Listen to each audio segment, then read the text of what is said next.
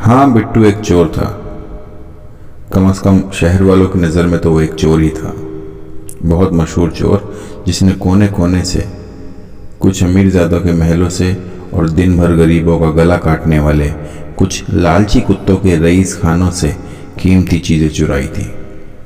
इन चीज़ों में TV, fridge, washing machine, jewellery, cash और हाँ, सेठ रामा अग्रवाल की सोने की वो छड़ी भी थी जो सेठ ने गरीबों का खून चूस चूस के बनवाई थी। लेकिन इन कीमती चीज़ों में जो सबसे कीमती चीज़ बिट्टू ने चुराई थी वो था उसकी कम्मो यानी कि काम्या का दिल, जिसको अपने सीने से लगाए बिट्टू यूं घुमा फिरा करता था मानो वो कम्मो का दिल नहीं, बिट्टू के ही शरीर का एक कभी अलग ना किए जाने वाला अंग हो। कम्मो के लाख मना करने पर भी वो कम्मो से एक ही बात कहता। मैं एक चोर, तू मेरी रानी, मैं एक चोर, तू मेरी रानी, चोरी चोरी ले चला मैं तुमको तुमसे ही चुरा के। मैं एक चोर, तू मेरी रानी, मैं एक चोर। चोर नहीं, तू मेरा राजा, मैं तेरी रानी, तू मेरा राजा, मैं तेरी रानी। चल पड़ी मैं साथ तेरे, सारी दुनिया को भुला के, तू मेरा राजा, मैं तेरी रानी। बिट्टू और कम्मो के सुनहरे प्यार को कम्मो के पिताजी की झूठी शान की काली नजर लग गई थी और कम्मो के पिताजी ने जानबूझकर कम्मो की शादी शहर में एक सरकारी नौकरी वाले लड़के से तय कर दी थी। बिट्टू इस गम में बदहाल था और जाने क्यों उसे मन ही मन ये लगने लगा था कि सरकारी नौकरी देखकर कम्मो के पिताजी ही नहीं, कम्मो भी उस लड़के से अपनी शादी करने का मन बना चुकी है। वहां कम्मो के पिताजी ने कम्मो को कमरे में बंद कर रखा था और उसी के फोन से बिट्टू को ये मैसेज कर दिया था कि मुझसे मिलने की कोशिश मत करना, मैं अपनी मर्जी से शादी करने जा रही हूँ। ये मैसेज पढ़ते ही बिट्टू के सीने पे जैसे 100 बिजलियां एक साथ कौंधने लगी और गम का वो बादल उसके दिल से होते हुए पहले बिट्टू की आंखों में और अंत में उसकी जुबान पर कुछ इस तरह आया।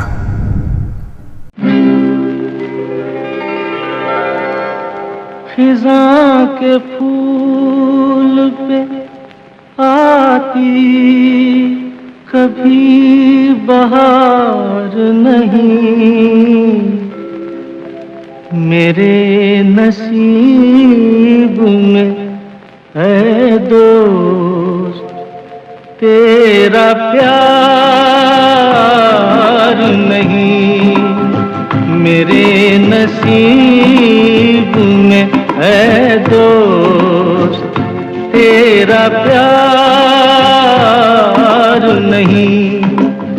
खिज़ां के फूल पे आती कभी बहार नहीं, मेरे नसीब में है दोस्त तेरा प्यार नहीं। जैसे तैसे अपने दिल पे अपनी चोरी जैसे पेशे की मरहम लगा के बिट्टू कम्मो की शादी को अपनी आंखों के सामने देखने के लिए घर से निकल पड़ा। वो आधे रास्ते पहुंचा ही था कि नशे की हालत में सेठ रामा अग्रवाल की गाड़ी से जाके टकरा गया। सेठ रामा अग्रवाल ने ज्यों ही बिट्टू को देखा, उसकी लालची नजरों में अपने बाप के पैसों की कमाई हुई उस सोने की छड़ी का ख्याल आया।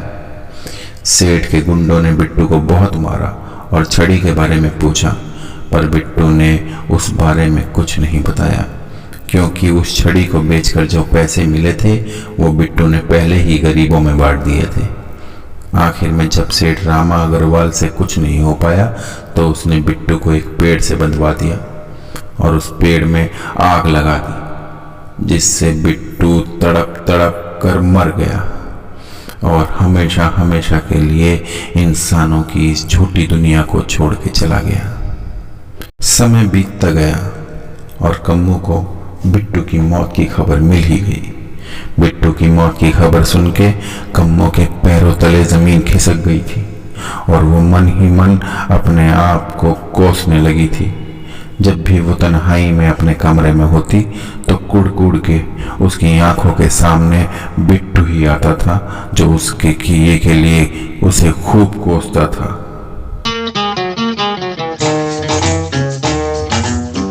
मेरी तरह तू आहें भरे, तू भी किसी से प्यार करे और रहे वो तुझसे परे।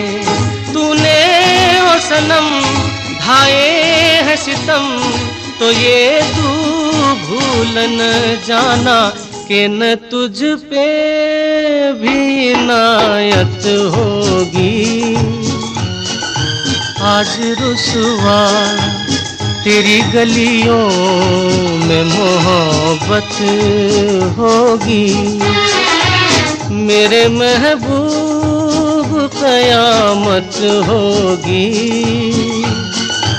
आज रुसवा तेरी गलियों में मोहब्बत होगी। मेरी नजरें तो गिला करती हैं,